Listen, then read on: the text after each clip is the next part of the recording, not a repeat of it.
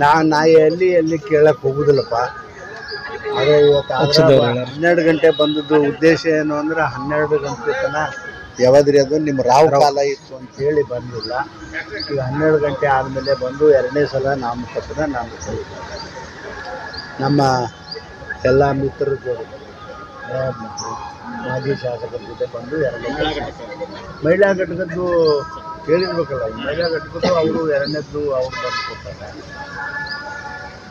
ಈ ರಾಜ್ಯದಲ್ಲಿ ಕಾನೂನು ಸುವ್ಯವಸ್ಥೆ ಹಾಳಾಗಿದೆ ಅಂತ ಹೇಳಿ ನಿಮ್ಮ ಮುಖಂಡ ಆರೋಪ ಮಾಡ್ತಿದ್ದಾರೆ. ಹುಬ್ಬಳ್ಳಿಯ ಕಾರ್ಪೊರೇಟ್ ಮಗಳ ಕೊಲೆ ವಿಚಾರದಲ್ಲಿ ಅದು ಆದದ್ದಂತೂ ನಿಮ್ಗೆಲ್ಲರಿಗೂ ಗೊತ್ತದ. ಆ ವಿಚಾರದಲ್ಲಿ ನಾವು ಭಾಳ ಅನ್ಯಾಯ ಅದು ಏನ್ರಿ, ಭಾಳ ಅನ್ಯಾಯ ಅದು.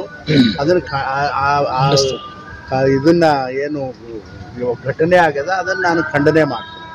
ಸಿದ್ದರಾಮಯ್ಯ ಹೇಳ್ತಾರೆ ಕಾನೂನು ಸುವ್ಯವಸ್ಥೆ ಹದಗೆಟ್ಟಿಲ್ಲ, ಆದರೆ ಅದು ವೈಯಕ್ತಿಕವಾಗಿರ್ಬೋದು, ಅದಕ್ಕೆ ನಡೆದಿದೆ ಅಂತ ಹೇಳ್ತಾರೆ. ಎಷ್ಟು ಹಗಲ್ ರಸ್ತೆ ಮೇಲೆ ನೋಡ್ರಿ, ಹಗಲ್ ರಸ್ತೆ ಮೇಲೆ ಅಲ್ಲ ಆಗ್ಯದಲ್ರಿ, ಹಗಲ್ ಆಗಿಲ್ಲ. ಮತ್ತು ಇದೇನು ಕಾನೂನು ಸುವ್ಯವಸ್ಥೆ ಅದ? ಅವ್ರಿಗೆ ಪ್ರಶ್ನೆ ನಾ ಕೇಳ್ತೀನಪ್ಪ, ಪ್ರಧಾನಮಂತ್ರಿಗಳಿಗೆ, ಇದು ಮುಖ್ಯಮಂತ್ರಿಗಳಿಗೆ ನಾನು ಪ್ರಶ್ನೆ ಕೇಳ್ತೀನಿ. ಹಗಲ ದರೋಡೆ ಆಗ್ಯದ, ಅದು ಗೊತ್ತಿರಂಗಿಲ್ಲ ನಿಮ್ಗೆ? ಗೊತ್ತಿಲ್ಲ. ಹಗಲ ಕೊಲೆ ಆದದ್ದು ರಾತ್ರಿ ಅಂದರೆ ದರೋಡೆ ಆಗಲಿ, ರಾತ್ರಿ ಕೊಲೆ ಆಗಲಿ, ಅದು ಬಿಟ್ಟು ಮಧ್ಯ ಹಗಲದ ಈ ರೀತಿ ಖಂಡನೆ ಅಲ್ಲ, ಖಂಡನೆ ಮಾಡ್ಬೇಕಾಗ್ತದೆ. ನಾವು ಕಾನೂನು ಸುವ್ಯವಸ್ಥೆ ಹದಗೆಟ್ಟದ, ಸಂಪೂರ್ಣ ಹದಗೆಟ್ಟದ. ಸರ್, ಮೋದಿಗೆ ಜಿಂದಾಬಾದ್ ಅನ್ನೋರು ಅಪ್ಪನಿಗೆ ಹುಟ್ಟಿಲ್ಲ ಅಂತ ಚಿಂತಕ ಮಹೇಶ್ ಚಂದ್ರಗೂರು ಹೇಳಿದ್ರು. ನೋಡ್ರಿ, ಅವ್ರಿಗೆ ಮೊನ್ನೆನೇ ಹೇಳಿಲ್ಲ ನಾವು?